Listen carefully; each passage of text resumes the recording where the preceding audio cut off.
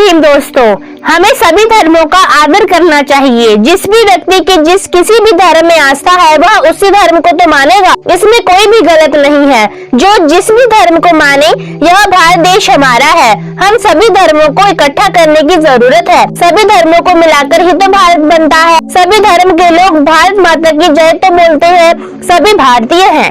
हमें कभी भी एक दूसरे के धर्म के बारे में उल्टा फुल्टा नहीं बोलना चाहिए। सभी लोग भारत माँ की संतान हैं, बल्कि हमें औरों को भी समझाने की आवश्यकता है। सभी को प्रेम से रहना चाहिए। अपने अतीत को हम जितना टटोलने की कोशिश करेंगे, उतनी ही परेशानियां हमारे इस जीवन में लौटकर आएंगी। हमें तो सिर्फ अपने लक्ष्य को मद्देनजर रखते हुए सफलता प्राप्त करनी है। हमें बस इतना ध्यान रखना चाहिए, हमारी नजर अपनी मंजिल पर होनी चाहिए। राज सत्ता में बैठे हुए मान्यवरों को कभी भी अपमानित करने की कोशिश नहीं करनी चाहिए। जनता को जब वह लोग अपने हितैषी नजर आए तभी तो उन्हें आगे भेजा। अब वे लोग अपना कार्य ईमानदारी से कर रहे हैं, तो आप उन्हें यह कार्य भी करने नहीं देते। मेरे भाई, चिल्लाने से कुछ नहीं होने वाला है। जितने भी मान्यवर मंत्री गण हैं, वह देश हित के लिए ही तो कार्य करेंगे और कर भी रहे हैं। इसमें कोई दो राय नहीं है। मैं बिल्कुल सही कह रही हूँ। अगर आप घर के मुखिया हैं, तो आपको यह बात अच्छी तरह से मालूम होगी कि हम 4-5 घर के सदस्यों को खुश नहीं रख सकते, तो यह तो पूरे भारत की बात है। समय तो लगता है ना भाई। अब आप ही देख लीजिए, बाबा साहब कितने शांत प्रिय नेता थे। शायद ही उन्होंने कभी अपने श्री मुख से किसी को भी अपशब्द कहे हो। इसी तरह जब हम आजाद रावण भैया का भाषण टीवी पर सुनते हैं, तो शेर की तरह दहाड़ते तो जरूर हैं, लेकिन किसी को भी अपशब्द नहीं बोलते। ये होती है शांति, लोकप्रियता। मेरे प्यारे भाइयों और बहनों, जिस तरह हम अपने पूर्वजों और घर के बुजुर्गों का अपमान सहन नहीं कर पाते, उसी तरह हमारे माननीय नेतावर भी हमारे ही समाज का हिस्सा है। इनके भी भाई बहन, चाचा ताऊ, फूफा फूफी हैं। क्या उन्हें बुरा नहीं लगता होगा जब आप अपशब्दों का प्रयोग करते हैं? किसी भी परेशानी को सुलझाने का एकमात्र रास्ता सिर्फ शांति से बैठकर वार्तालाप करना है, ना कि उग्र होकर किसी की मान प्रतिष्ठा को ठेस पहुंचाना होता है।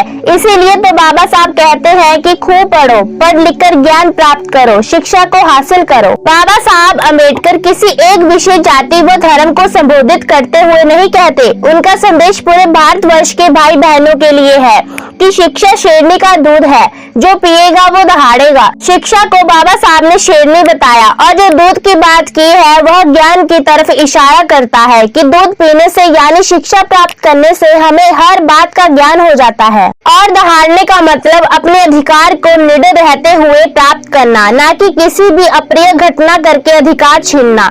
इसीलिए मेरे भाई बहनों, हमारा सबसे पहले हर एक भारतीय का पहला धर्म है एक दूसरे की रक्षा करना, बहन बेटियों को सुरक्षित रखना, अपनी निजी और सार्वजनिक और हर एक दूसरे की प्रॉपर्टी की रक्षा करना। सबसे पहले हमारा ये धर्म होना चाहिए, इसके बाद सारे धर्म आने चाहिए। मेरे प्यारे भाइयों, कोई भी अपने घर का नुकसान नहीं चाहता। इसी तरह हम में से कोई भी अपने भारत का अहित नहीं चाहता। सभी लोग भारत माँ के संतान हैं। हमें हमेशा यह ध्यान रखना चाहिए कि अपना लक्ष्य शांति पूर्वक मध्य नजर रखते हुए सफलता की ओर कदम बढ़ाते चलना है। अपने दृढ़ विश्वास, जुनून और धैर्य रखते हुए, सभी के साथ प्रेम भाव रखते हुए जो भी लक्ष्य सोच रखा है उसे पूरा करना, लेकिन शांति प्रिय भावना से करना होगा। जब व्यक्ति शांत होता है तो उसका जो दिमाग है वह 100% से भी ऊपर काम करने लगता है, और उग्र अवस्था में हम अपना ही नुकसान कर बैठते हैं। हम आपकी आलोचना नहीं कर रही हैं, लेकिन हमारे साइंस और बड़े बड़े इतिहासकार इस बात को बता रहे हैं। फ्रेंड्स, हमारे समाज में कोई भी दूसरा नहीं है, सभी हमारे अपने हैं और हम सभी के हैं। जब दुनिया है तभी तो हमारा भी अस्तित्व है। बस हमें इसी बात को समझना है। हमें दूसरे को नहीं समझना, हमें खुद समझना है। जब आप खुद समझ जाओगे तो दूसरा भी समझ जाएगा। हमें एक दूसरे का मान सम्मान करना होगा और प्रकृति के हर उस जीव की रक्षा करनी होगी जो माँ प्रकृति से पैदा हुआ है। तब हमारा भारत विश्व गुरु और सोने की चिड़िया कहलाएगा। हमें बिखरे हुए को भी अपना बनाना होगा। हमें भारत देश में एकता लानी होगी। हमारा लक्ष्य भारत को एक करने का होना चाहिए। जब हम सब एक हैं, तभी तो भारतीय हैं। हमारा भारत देश सर्व सुख संपन्न देश है। इस देश में हम सभी को एक होकर अपने भाई बहनों को पॉजिटिव संदेश देने होंगे। इनका मनोबल बढ़ाना होगा, शांति कायम करने का ज्ञान देना होगा। तब धीरे धीरे सब कुछ ठीक होता जाएगा। हमें बाबा साहब के मार्गदर्शन में चलना होगा। उनके द्वारा बोली गई बातों को अमल में लाना होगा। तब हम सच्चे भारतीय कहलाएंगे। डियर फ्रेंड्स, सम्राट अशोक जैसे महापुरुषों और भगवान बुद्ध जैसे वीरों की धर्म स्थली है ये हमारा भारतवर्ष। पूरे भारतवर्ष के हर एक जीव की रक्षा करना व उन्हें सम्मान देना ये प्रत्येक भारतीय का परम धर्म कर्तव्य है। भगवान बुद्ध के समय में क्या चोर डाकू नहीं थे? उस समय में भी अंगुलीमान जैसे डाकू थे, जो कि लोगों की अंगुलियों को काट कर अपने गले में माला बनाकर पहन लेता था। जब उसकी मुलाकात भगवान बुद्ध से हुई तो भगवान बुद्ध के सुविचारों से प्रेरित होकर अंगुलीमाल डाकू से भिक्षु बन गया। ऐसी होती है सुविचारों की शक्ति, जो हमेशा सबका भला ही करती है। दोस्तों, हमारा भारत भगवान बुद्ध का देश है। इस देश में हमें भगवान बुद्ध और भीमराव अंबेडकर के सुविचारों का प्रचार प्रसार करना होगा और इस देश को कामयाबी की बुलंदियों तक पहुंचाना होगा। जब हर घर संविधान होगा तभी यह देश जागृत अवस्था में आएगा और हमारा भारत विश्व में महान कहलाएगा। हमारे भारतवर्ष में बहुत सारे लोग ऐसे होंगे जिन्होंने शायद अभी तक संविधान नामक शब्द सुना ही नहीं होगा।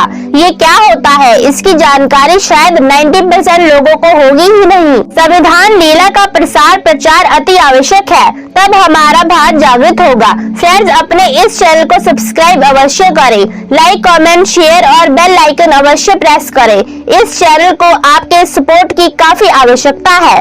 जय भीम, जय बुद्धाय नमः।